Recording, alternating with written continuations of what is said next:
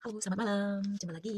Yuk kita baca lagi tentang kitab Mormon ya. Kita baca lagi kemarin di pasal yang kedua, sekarang pasal yang ketiga. Satu Nefi pasal yang ketiga. Oke. Para putra Lehi kembali ke Yerusalem untuk mendapatkan lempengan-lempengan dari Kuningan. 8 menolak untuk menyerahkan lempengan-lempengan itu. Nefi mendesak dan mendorong kakak-kakaknya. 8 mencuri harta milik mereka dan berusaha untuk membunuh mereka. Laman dan Lamal menghantam Nefi dan Sam dan ditegur oleh seorang malaikat kira-kira tahun 600 sampai 592 sebelum Masehi, sebelum Yesus Kristus lahir. Oke, dan terjadilah bahwa aku Nefi kembali dari berbicara dengan Tuhan ke tenda ayahku. Kemarin berbicara tentang Nefi berdoa kepada Allah kan. Ini Nefi kembali ya, kembali ke tenda bertemu dengan ayahnya. Dan terjadilah bahwa dia berbicara kepadaku mengatakan, lihatlah aku telah bermimpi sebuah mimpi yang di dalamnya Tuhan telah memerintahkanku bahwa engkau dan kakak-kakakmu akan kembali ke Yerusalem. Jadi Lehi bermimpi. Lihatlah, Laban memiliki catatan tentang orang-orang Yahudi dan juga silsilah nenek moyangku, dan itu terukir di atas lempengan-lempengan dari Kuningan. Laban ya, Laban menyimpan catatan-catatan leluhurnya si Lehi. Karenanya, Tuhan telah memerintahkanku bahwa engkau dan kakak-kakakmu hendaknya pergi ke rumah Laban dan mengupayakan catatan-catatan itu dan membawanya kemari ke padang pelantara. Dan sekarang lihatlah, kakak-kakakmu menggerutu, mengatakan adalah hal yang sukar yang telah aku tuntut dari mereka. Tetapi lihatlah, aku tidak menuntutnya dari mereka, tetapi itu adalah perintah dari Tuhan. Ini adalah perintah dari Tuhan. Oleh karena itu, pergilah putraku, dan engkau akan berkenan bagi Tuhan, karena engkau tidak menggerutu. Jadi Lehi itu tahu Nefi itu sangat patuh. Dan terjadilah bahwa aku Nefi berkata kepada ayahku, aku akan pergi dan lakukan apa yang telah Tuhan perintahkan, karena aku tahu bahwa Tuhan tidak memberi perintah kepada anak-anak manusia, kecuali dia akan mempersiapkan jalan bagi mereka agar mereka boleh merampungkan apa yang dia perintahkan kepada mereka. Luar biasa Nefi ini ya. Dia punya iman. Dia bilang kalau aku nggak percaya, aku tahu bahwa Tuhan itu pasti akan memberi jalan bagi kita, bagi anak-anaknya. Sewaktu Tuhan memberi perintah, itu dia juga membantu dan memberi jalan supaya kita bisa merampungkan pekerjaan itu. Gitu ya. Luar biasa. Dan terjadilah bahwa ketika ayahku telah mendengar perkataan ini, dia amat gembira karena dia tahu bahwa aku telah diberkati oleh Tuhan. Jadi Lehi merasa, oh anakku patuh.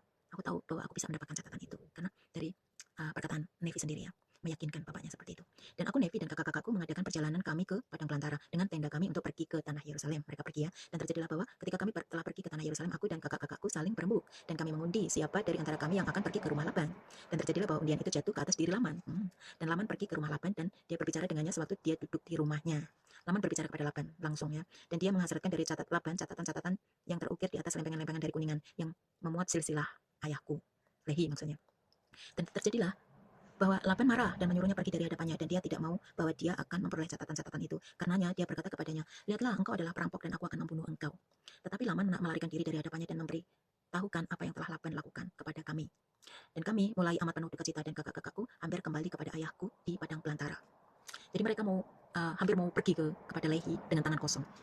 Tetapi lihatlah, aku berkata kepada mereka bahwa sebagaimana Tuhan hidup dan sebagaimana kita hidup, kita tidak akan pergi kepada ayah kita di padang belantara sampai kita telah merampungkan apa yang telah Tuhan perintahkan kepada kita. So, ini bagus sekali ya si Nevi ini. Nevi ini nggak mau, saya nggak mau pulang ke ayah kita dengan tangan kosong ya gitu ya, tanpa hasil gitu. Kita harus menyelesaikan tugas-tugas kita. Karenanya marilah kita setia dalam menaati perintah-perintah Tuhan. Oleh karena itu, marilah kita pergi tanah warisan ayah kita. Karena lihatlah, dia meninggalkan emas dan perak dan segala macam kekayaan. Dan semuanya ini telah dia lakukan karena perintah Tuhan. Karena dia tahu bahwa Yerusalem mesti dihancurkan karena kejahatan orang-orangnya. Karena lihatlah, mereka telah menolak perkataan para nabi. Karenanya jika ayahku akan berdiam di tanah itu, setelah dia diperintahkan untuk melarikan diri dari tanah itu, lihatlah, dia juga akan binasa. Karenanya mestilah perlu bahwa dia melarikan diri dari tanah itu. Dan lihatlah, adalah kebijaksanaan di dalam Allah bahwa kita hendaknya mendapatkan catatan-catatan ini agar kita boleh memelihara bagi anak-anak kita bahasa leluhur kita. Dan juga agar kita boleh memelihara bagi mereka perkataan yang telah diucapkan oleh semua mulut, semua para nabi kudus yang telah disampaikan kepada mereka oleh roh dan kuasa Allah sejak dunia dimulai bahkan hingga waktu sekarang ini. Dan terjadilah bahwa menurut cara berbahasa ini aku membujuk kakak-kakakku agar mereka boleh setia dalam mentaati perintah-perintah Allah. Jadi Nevi dia membujuk kakak-kakaknya untuk, oh kita pasti akan bisa, kita pasti akan berhasil, kita harus menggunakan strategi berikutnya seperti itu ya. Dan terjadilah bahwa kami pergi ke tanah warisan kami dan kami mengumpulkan bersama emas kami dan perak kami dan benda berharga kami. Nah, mereka mengambil harta berharga mereka dari rumah mereka untuk kembali kepada Laban ya. Dan setelah kami mengumpulkan benda-benda ini berharap bersama, kami pergi lagi ke rumah Laban. Dan terjadilah bahwa kami pergi kepada Laban dan mengasyaratkan agar dia mau memberikan kepada kami catatan-catatan yang terukir di atas lempengan-lempengan dari Kuningan, yang untuknya kami akan memberikan kepadanya emas kami dan perak kami dan segala benda berharga kami. Jadi tujuan mereka itu ingin menggantikan gitu, ingin membeli, menukar lempengan-lempengan itu, catatan itu dengan harta mereka yang mereka bawa itu ya. Tapi di luar ekspektasi ya. Dan terjadilah bahwa ketika Laban melihat harta milik kami ya, dan bahwa itu amat banyak, dia bernafsu terhadapnya sedemikian rupa sehingga dia menyuruh kami pergi dan memutus para hambanya untuk membunuh kami agar dia boleh mendapatkan harta milik kami. Serakah ya. Dan terjadilah bahwa kami melarikan diri dari hadapan para hamba Laban dan kami diwajibkan untuk meninggalkan harta milik kami, dan itu jatuh ke dalam tangan Laban. Dan terjadilah bahwa kami melarikan diri ke padang belantara dan para hamba Laban tidak menyusul kami. Dan kami menyembunyikan diri kami di dalam rongga sebuah batu karang. Mereka pergi, lari, ya kan? Kan mau dibunuh. Jadi mereka lari dan bersembunyi di balik batu ya. Oke, dan terjadilah Laman ya. Dan terjadilah bahwa Laman marah terhadapku dan juga terhadap ayahku dan juga Lamuel. Mereka karena dia menyimak perkataan Laman. Jadi Lamuel dia menyimak perkataan Laman. Jadi ikut-ikutan marah gitu loh. Karenanya Laman dan Lamuel mengucapkan banyak perkataan keras kepada kami adik-adik mereka dan mereka menghantam kami bahkan dengan sebuah tongkat. Dan terjadilah bahwa sewaktu mereka menghantam kami dengan tongkat ya, lihatlah seorang malaikat Tuhan datang dan berdiri di hadapan mereka. Dan dia berbicara kepada mereka mengatakan, mengapa kamu menghantam adikmu dengan tongkat? Tidakkah kamu tahu bahwa Tuhan telah memilihnya untuk menjadi penguasa atas dirimu? Dan ini karena kedurhakaanmu. Lihatlah kamu hendaknya pergi ke Yerusalem lagi. Dan Tuhan akan menyerahkan Laban ke dalam tanganmu. Dan setelah malaikat itu berbicara kepada kami, ya dia pergi. Dan setelah malaikat itu pergi, ya, Laman dan Lamuel mulai menggerutu lagi. Mengatakan, bagaimana mungkin bahwa Tuhan akan menyerahkan Laban ke dalam tangan kita? Lihatlah dia adalah pria yang perkasa. Dan dia dapat memerintahkan 50 orang, ya bahkan dia dapat membunuh 50 orang. Maka mengapa tidak kita? Gitu.